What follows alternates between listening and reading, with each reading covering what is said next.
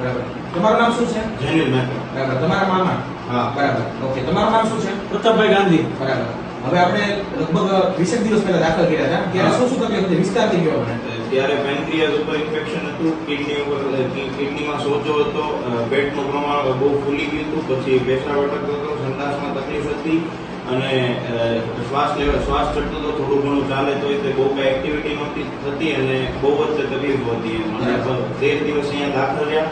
પછી આજે 5-7 દિવસે પાછા બતાવવા આવ્યા છે. હવે ઘણો ફરક છે. કુચા સાહેબનું નામ સાંભળ્યું, અહીંયા બતાવ્યું અનુમત હોસ્પિટલમાં અને અત્યારે ઘણો ફરક છે અને બહુ સારું છે. ત્યારે સોજાનો પ્રમાણ, ત્યારે ઇન્ફેક્શન બહુ હતું, 500 આસપાસ સીઆરપી વયું ગયું હતું, કિડની ઉપર 4-4.5% જેવો સોજો હતો, જે હવે ખૂબ જ સારું છે અને 100% રિઝલ્ટ મળ્યું. બરાબર. અત્યારે દાદા પોતાનું રૂટીન કામ બધું વ્યવસ્થિત કરી શકે છે? હા, બરાબર છે.